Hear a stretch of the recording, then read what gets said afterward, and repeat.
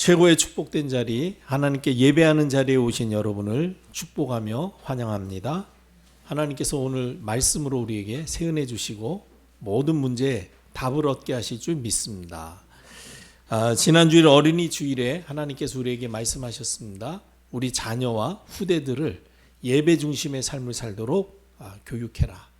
그리고 모든 일을 기도로 해결하도록 교육해라.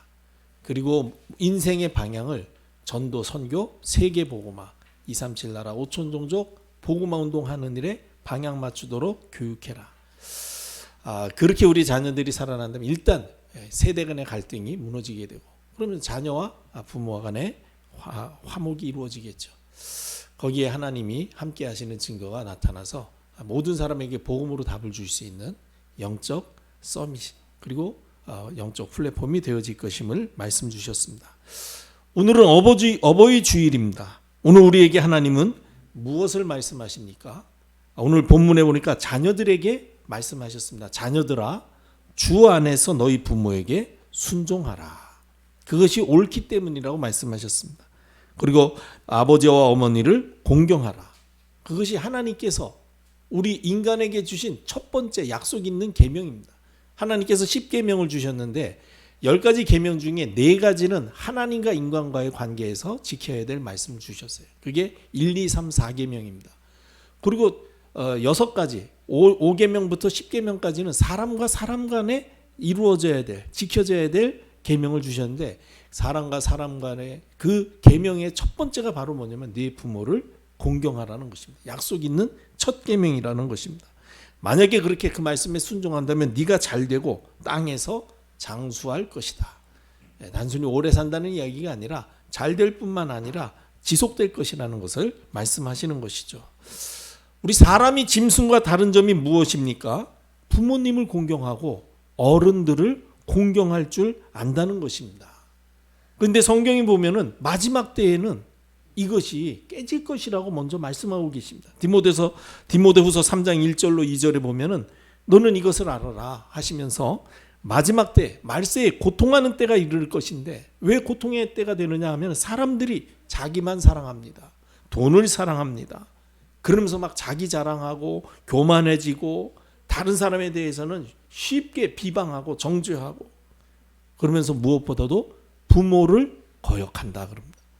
마지막 때에 부모 거역하는 시대가 온다 그러는데, 오늘날 사실 우리가 사는 이 시대 보면은 이것이 그 말씀이 그대로 이루어지고 있다는 것을 우리가 인정하지 않을 수가 없습니다. 그래서 결국은 쾌락을 사랑하기를 하나님 사랑하는 것보다 더해지면서 경건의 모양은 있지만은 경건의 능력을 부인하는 그런 시대가 올 것이니, 그런 시대와 그런 자들에게서 네가 돌아서라. 그런 인생 돼서는 안 된다는 이야기죠. 부모를 거역하는 것은 성경 말씀을 정면으로 부인하는 것이기 때문에 안 된다는 것입니다. 그래서 오늘 하나님께서 우리에게 부모님께 대한 자녀의 도리가 어떤 것인가, 성경을 통해서 말씀을 주십니다. 우리가 또 자녀된 자로서, 또 부모된 자로서 같이 말씀을 받고 우리 부모님을 그렇게 섬겨야 될 것이고, 또 우리 자녀들에게 또 이 부분도 또 전달해야 될 줄로 믿습니다. 그렇다면 부모님에 대한 자녀의 마땅한 도리가 무엇입니까? 하나님의 말씀 안에서 부모님을 공경하라는 것입니다. 부모님을 공경한다는 것이 무슨 얘기입니까? 예의 바르고 겸손한 마음으로 부모님을 존경하고 섬기라는 말씀입니다. 왜 자녀들이 부모님을 공경해야 됩니까? 하나님께서 네 부모를 공경하라고 말씀하셨기 때문입니다. 신명기 5장 16절에 보면은 너는 네 하나님 여호와께서 명령한 대로 네 부모를 공경하라. 그리하면 네 하나님 여호와가 네게 준 땅에서 네 생명이 길고 복을 누리리라고 말씀하셨습니다. 그리고 잠언서 23장 22절에도 너를 낳은 아비에게 청종하고 네 늙은 어미를 경히 여기지 말지니라 말씀하셨습니다. 이렇게 말씀하신 하나님의 말씀을 따라 부모님 공경을 잘하는 그런 사람들이 여럿 있는 가운데, 그 대표적으로 부모 공경을 통해서 하나님의 축복받은 사람이 바로 다윗 왕의 증조 할머니였던 룻이라는 여인이죠. 그 여인에 대한 행적이 성경의 책 한 권으로 성경에 기록된 우리가 잘 아는 구약 성경의 룻 기서의 주인공 아닙니까? 우리가 알다시피 이 룻은 사실은 이방 여인이었잖아요. 모압 땅에 사는 여자였습니다. 그런데 엘리멜렉이라는 가정이 베델에 이스라엘 땅 베델에 흉년이 드니까 먹을 것 찾아서 사실은 모압으로 내려갔다가 거기에서 그 엘리멜렉과 나오미의 아들 말론과 기럨 두 아들이 있었는데 그 두 번째 아들 기럨에게 시집을 와가지고 이 룻이 사실은 이 언약의 가정에 시집을 온 거죠. 그러니까 거기에서 언약을 받게 된 것입니다. 근데 안타깝게도 그 땅에서 엘리멜렉도 죽고 말론 기럨 다 죽었어요. 그래가지고 이제는 과부 셋만 남았습니다. 시어머니 나오미와 그 두 명의 며느리 오르바와 룻이라는 세 가부가 남았는데 이제 나오미가 이 땅에서 살 그 힘도 없고 근거도 없어졌습니다. 근데 마침 베들레헴에 하나님께서 풍년을 주셔서 먹을 게 이제 풍족해졌다는 겁니다. 그럼 내가 다시 고향으로 돌아가면 그래도 그나마 어디서 좀 먹을 것을 얻고 살 수 있지 않겠는가. 그러면서 두 며느리를 보니까 시집 온 지 얼마 안 돼가지고 과부가 돼가지고 이게 둘을 이거 데려간다는 게 너무 미안하잖아요. 데려가면 좋겠죠. 왜냐하면 젊은 사람 둘을 데리고 자기가 공경받을 수 있으니까 도움받을 수 있으니까. 그런데 나오미가 그렇게 하지 않고 두 사람한테 너희는 여기 남아서 너희는 모압 사람이니까 이제 좀 다른 남자 만나서 새로운 인생을 살아라. 그렇게 이야기하니까 오르바는 처음에는 뭐 울고 그랬지만은 어머니의 말씀 따라서 그냥 거기에 남기로 했는데 룻이라는 여자는 그러지 않겠다는 겁니다. 그러면서 룻기서 1장 17절에 보면 어머니께서 죽으시는 곳에서 나도 죽어 거기에 묻히겠습니다. 만일 내가 죽는 일 외에 어머님을 떠나면 여호와께서 내게 벌을 내리시고 더 내리시기를 원합니다. 룻이 시어머니를 끝까지 따르겠다는 거예요.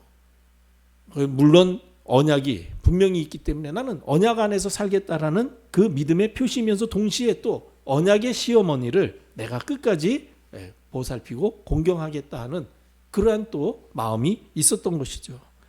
그래서 결국은 자기 고국 모압을 떠나서 이스라엘 땅으로 나오미와 함께 오지 않습니까? 그래서 그 어머니 나오미를 돌봐주는데 하나님께서 거기에서 보아스라는 그러한 사람을 만나게 하셔가지고 룻이 응답받고 결국은 그리스도의 계보에까지 오르고 다윗의 증조 할머니가 되는 그런 축복을 누리게 됐습니다. 여러분 이처럼 부모님을 바르게 공경하는 그것이 하나님께서 약속하신 축복을 받는 길이다. 맞습니까? 부모 공경하라니까 뭐 또 좀 씁쓸합니까? 그러면 안 되죠.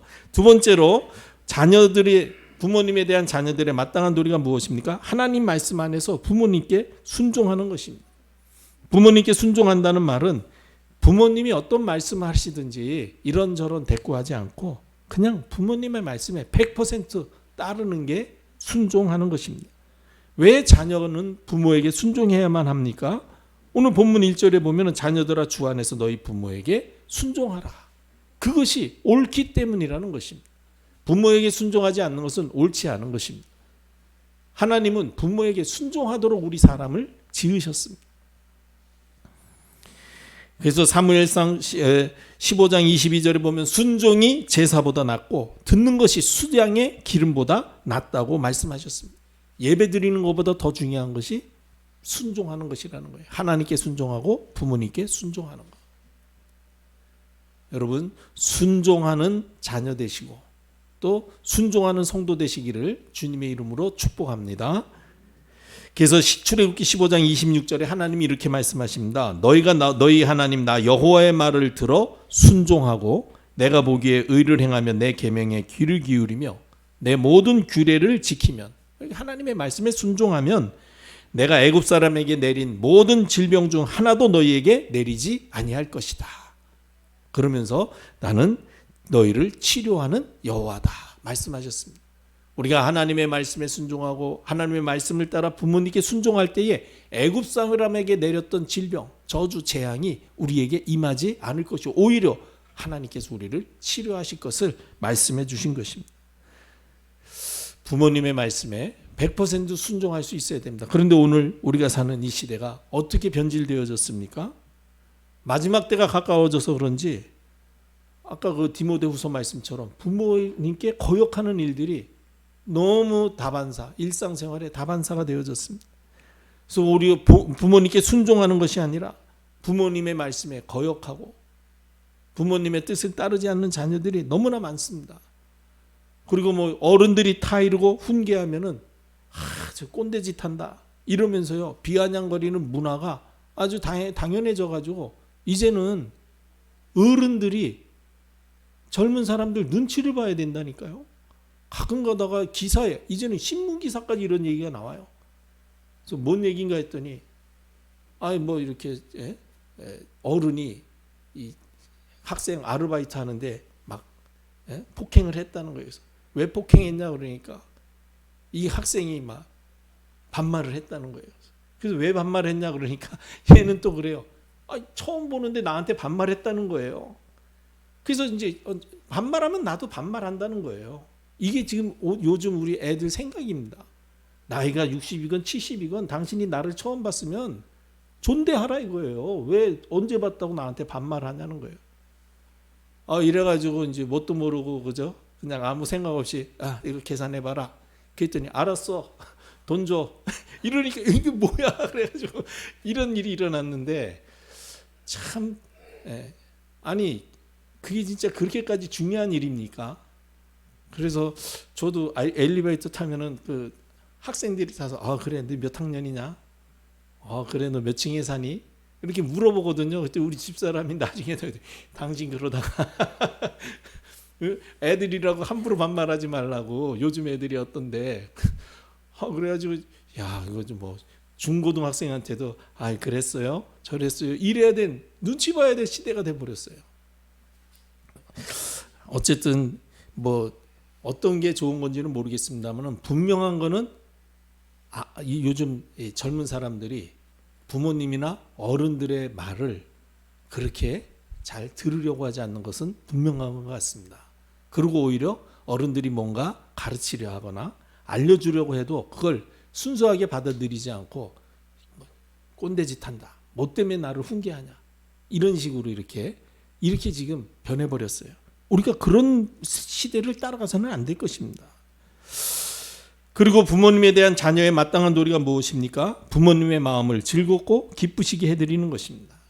성경의 잠언서 23장 25절에 보면은 네 부모를 즐겁게 하며 너를 낳은 어미를 기쁘게 하라 말씀하셨습니다.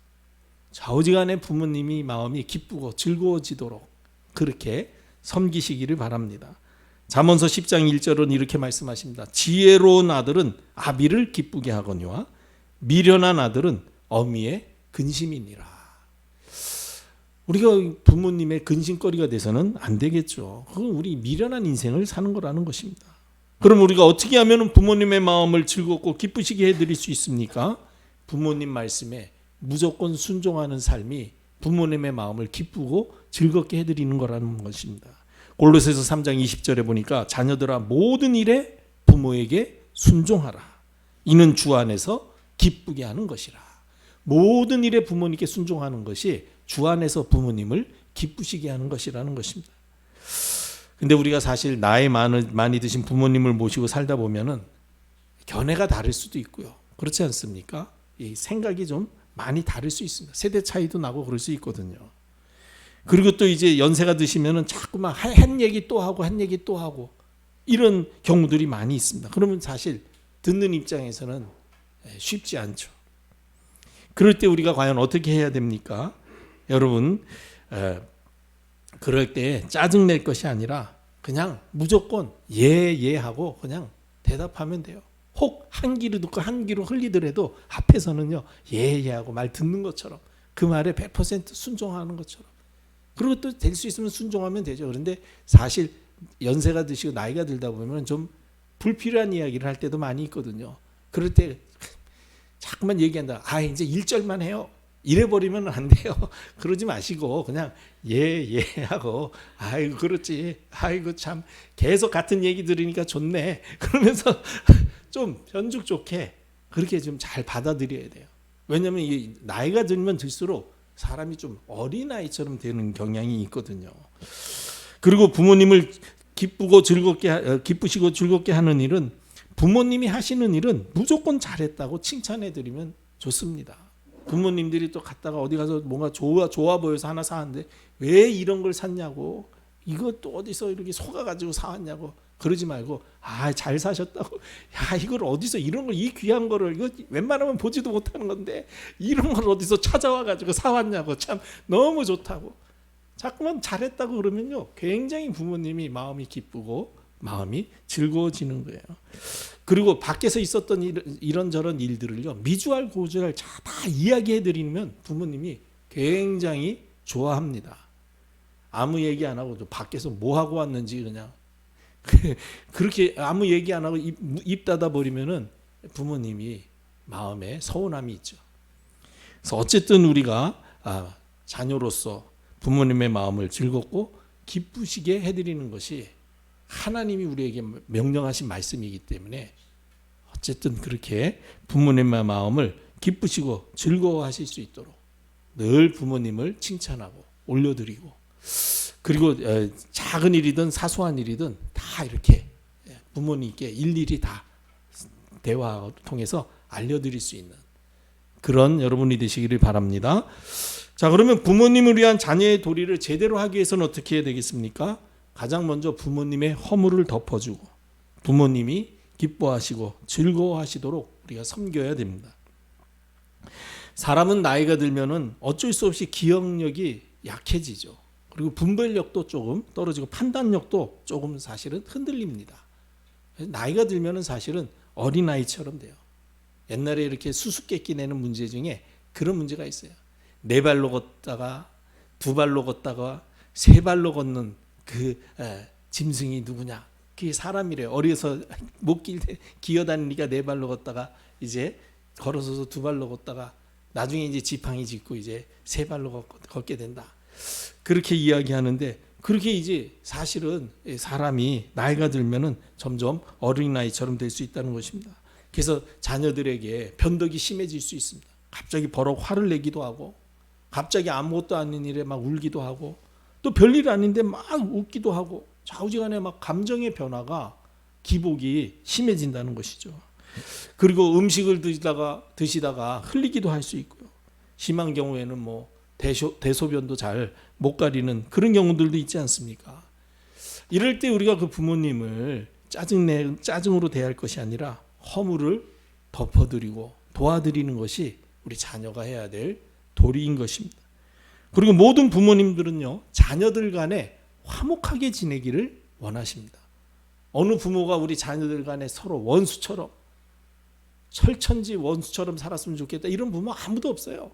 자녀 간에 어쨌든 협력하고 화목하고 서로가 원네스 돼서 그렇게 진짜 서로 힘을 얻도록 그렇게 살았으면 좋겠다, 그렇게 생각한단 말이죠. 그렇기 때문에 우리 형제 자매가 있다면은 형제 자매 간에 다투거나 갈등하는 모습을 보이지 말고 어떻게든지 부모님의 뜻과 유지를 따라서 화목하게 사는 것, 그것이 바로 자녀가 마땅히 지켜야 될 도리이다. 무엇보다도 믿음 생활하는 부모님은 자녀들이 신앙생활을 승리하는 것을 기뻐하고 즐거워하십니다.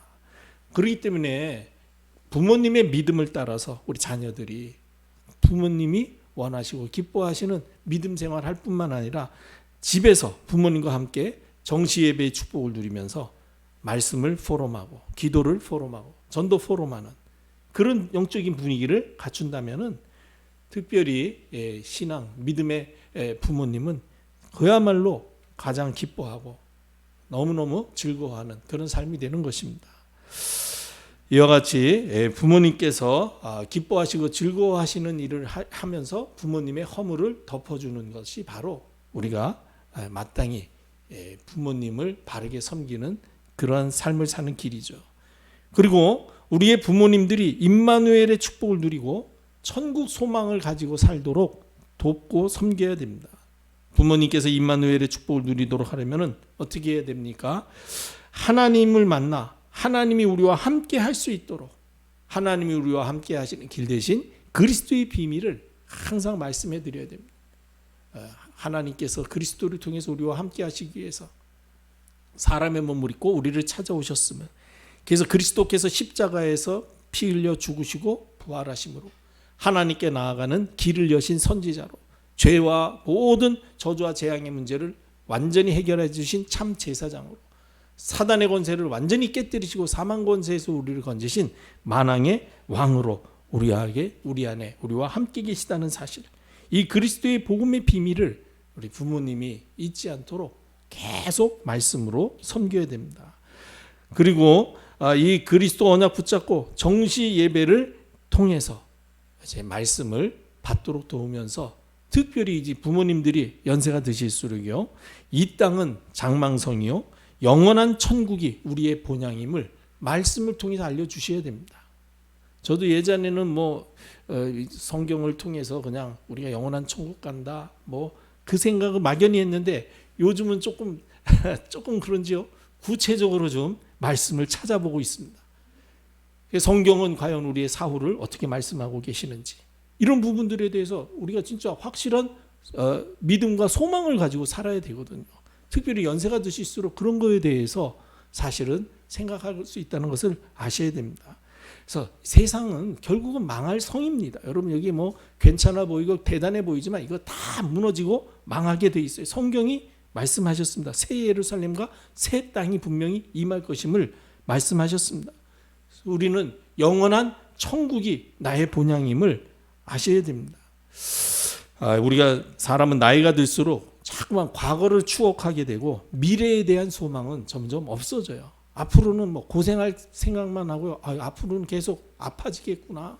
앞으로는 점점 모든 게 안 좋아지겠구나, 이런 생각이 들거든요. 사실은 저도 잘 몰랐는데 옛날에는 그런 생각 안 하고 살았는데, 야, 이거 언제까지 계단 오를 수 있을까 이런 생각을 하고 그런다니까요. 그렇게 되게 돼 있거든요. 그럴 때에 우리가 천국 소망을 가질 수 있도록 말씀으로 도와야 되는 것입니다. 성경은 우리의 사후에 대해서 뭐라고 말씀하십니까? 사람은 한 번 죽는 것은 정한 이치요. 분명히 심판이 있을 것을 말씀하셨죠. 한 번 죽는 것은 피할 수가 없다는 거예요. 그럼 우리 죽으면 어떻게 됩니까? 우리가 가지고 있는 육체는 흙으로 돌아가지만은 하나님께서 우리에게 주신 영혼은 변하지 않고 멸하지 않는 것입니다. 그래서 영혼은 죽지 아니하고 영혼의 주인이신 우리에게 영혼을 주신 하나님께 즉시로 돌아가서 거룩함으로 완전하게 되어서 천국에서 하나님의 얼굴을 배웠고 몸의 완전한 구속을 기다린다고 성경은 말씀하고 계십니다. 그래가지고 우리가 이제 죽게 되면은 우리 영혼이 천국에 가서 하나님께 가서 거기에서 우리 몸의 구속을 기다리고 있습니다. 그럼 우리 몸의 구속이 언제 이루어집니까? 그리스도께서 재림하시는 날입니다. 성경은 그리스도께서 재림하시는 날 모든 죽은 자들이 다시 부활한다 그랬죠. 살아있는 자들은 변화되고 죽은 자는 다 부활한다. 성경은 그렇게 말씀하고 계십니다. 그때에 우리가 전과 같은 몸으로 부활되어집니다. 그런데 이 부활의 몸은 질적인 면에서는 전과 같지 않고 그 몸은 영혼과 결합하기에 합당한 몸으로 부활한다고 말씀하십니다. 근데 그 형체는 그리스도께서 부활하신 모습, 그것일 거예요. 그래서 우리 아마 이 육신의 모습으로 부활하는데 질이 달라진 거죠. 시공간을 초월할 수 있는 영혼이 완전히 머무는 그런 몸으로 부활할 것을 성경은 말씀하고 계십니다. 그렇게 해가지고 그렇게 부활해서 그 영혼이 한 천국에 있던 영혼이 그 몸에 들어가서 그리스도와 함께 천년 왕국을 누리다가 백보자 심판이라고 이제 마지막 심판이 있습니다. 마지막 심판 때에 구원받은 하나님의 자녀들은 영원한 생명을 얻게 되고 천국에서 하나님으로부터 오는 충만한 기쁨과 즐거움을 얻으면서 영원한 천국 생활을 하게 되는 것입니다. 그때에 불신자들은 영원한 지옥 불못에서 영원한 고통을 받게 되는 것, 그걸 보고 둘째 사망이라고 성경은 말씀하십니다. 이렇게 우리가 죽은 뒤에 어떻게 되는지를 분명히 알고 있을 때 참 소망을 가지게 되거든요. 이것이 성경이 우리에게 말씀하시는 우리의 사후에 일어날 일들입니다. 절대로 여러분 속지 마시고 조금 좀 육신이 연약해지고 부족해지는 걸 이상하게 여기지 말고 당연하게 받아들이셔야 됩니다. 이거는 썩어져서 그냥 무너질 장막과 같은 것이다. 우리 영혼이 살아서. 그래서 주님 재림하실 때에 우리가 다시 이 영혼이 들어갈 부활하신 몸에 우리가 들어가서 영원한 천국에서 하나님과 더불어 영원한 천국 생활을 하게 될 것이 우리의 분명한 약속입니다. 이 사실을 부모님들께 계속 말씀드려야 돼요. 그래서 연세 드실수록 혹시 낙심하거나 또 미래에 대한 불안감을 가지지 않고 천국 소망을 가질 수 있도록. 그래서 이 천국 소망을 가지고 이제 마지막에 간 사람이 이화여자대학교에 옛날에 김한란 총장이라는 분이 계셨죠. 그분 이후에 우리 한국 교회에 천국 환송식이라는 얘기가 생겼어요. 그분이 금남교회를 다니셨었는데, 금남교회 권사님이셨는데, 그분이 이제 이렇게 하나님의 부르심을 받을 때가 다 되셔서 이제 친구들과 뭐 제자들, 후배들, 뭐 교인들 다 모였죠.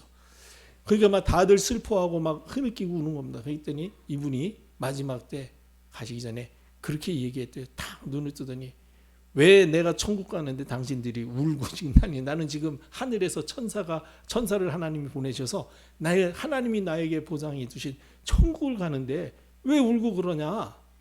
그러면서 천국 이 환송식에 찬양으로 나를 성대하게 천국에서 나를 맞이해주는 그런 찬양을 불러달라.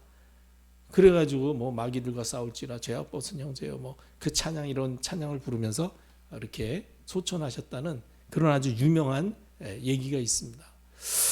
그때부터 이제 한국 교회에서 그래, 우리가 죽는 게 무슨 뭐 영원히 망하는 게 아닌데 천국 가는 건데, 그래서 장례 예배라고 그러지 않고 천국 환송 예배, 그 얘기를 그때부터 이렇게 사용하게 됐다는 그런 이야기를 듣게 됐습니다. 그렇습니다. 우리의 죽음은 끝이 아닙니다. 분명히 영원한 천국, 우리의 본향으로 돌아가는 것이기 때문에 절대로 이 소망을 우리가 붙잡을 수 있도록 부모님을 도와야 됩니다. 그리고 우리가 부모님에 대한 자녀의 도리를 제대로 하기 위해서는 말씀 안에서 하나님이 기뻐하시는 삶을 살 수 있도록 부모님께 알려드려야 돼요. 하나님이 기뻐하시는 삶은 어떤 삶입니까? 우리의 몸을 하나님이 기뻐하시는 일에 드리는 삶입니다. 로마서 12장 1절에 보니까, 그러므로 형제들아 내가 하나님의 모든 자비하심으로 너희를 권하노니 너희 몸을 하나님이 기뻐하시는 산 제물로 드리라 그랬습니다.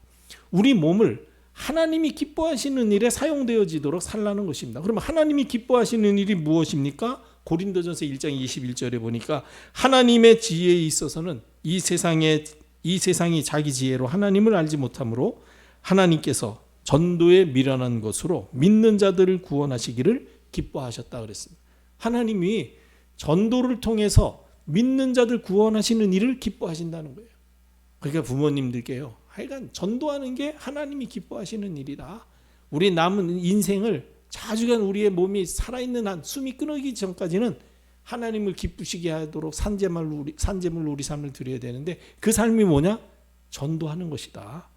디모데전서 2장 4절에도 하나님은 모든 사람이 구원을 받으며 진리를 아는 데에 이르기를 원하신다 그랬어요. 영혼 구원이 하나님이 기뻐하시는 일입니다. 여러분들이 할 수 있는 최고의 행위는 예배고요. 여러분이 할 수 있는 최고의 삶은 전도자의 삶입니다. 여러분이 할 수 있는 최고의 말은 그리스도를 말하는 것입니다. 구원의 길, 하나님 만나는 길.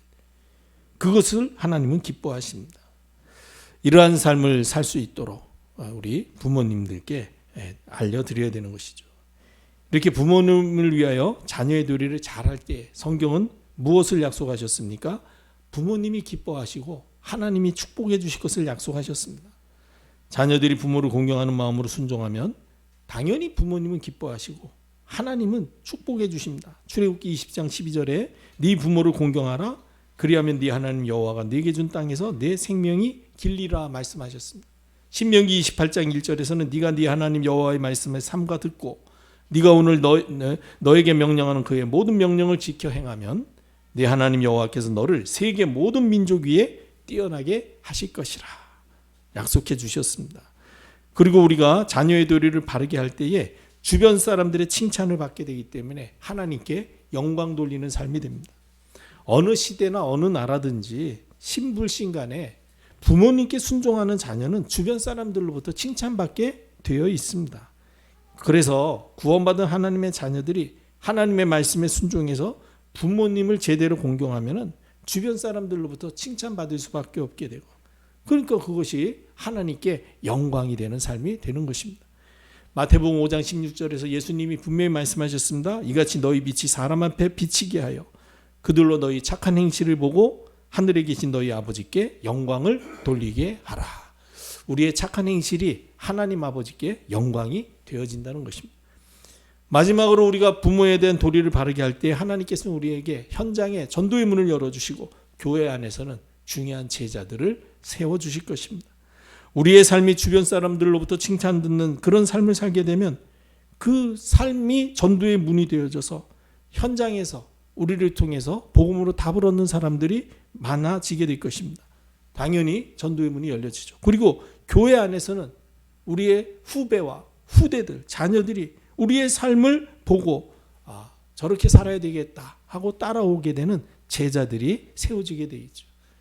그래서 우리가 말씀을 따라 자녀의 도리를 제대로 한다면 전도문 열리고 제자가 세워질 것입니다.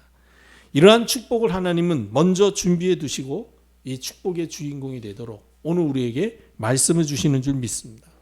오늘 말씀 언약으로 붙잡고 부모님에 대한 자녀의 도리를 제대로 하여서 그야말로 전도의 문을 열고 중요한 제자들 세우는 일에 쓰임받는 하나님의 종들이 되시기를 주님의 이름으로 축복합니다. 기도하겠습니다. 하나님, 말씀 주심을 감사합니다.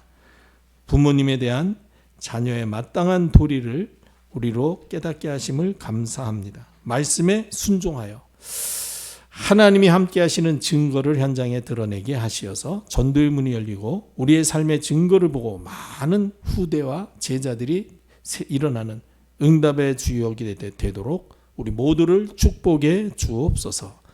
지금은 우리 구주 예수 그리스도의 무한하신 은혜와 아버지 하나님의 크신 사랑하심과 성령님의 내주 인도 충만하심이 말씀 언약 붙잡고 말씀 순종하여 말씀 성취의 역사를 확인하고 증인으로 살기를 소망하며 우리에게 허락하신 현장으로 돌아가는 사랑하는 포항임마누엘 교회 성도들과 가정과 하시는 일과 어린 자녀들 미래 위에 이제로부터 영원토록 항상 함께 있을지어다.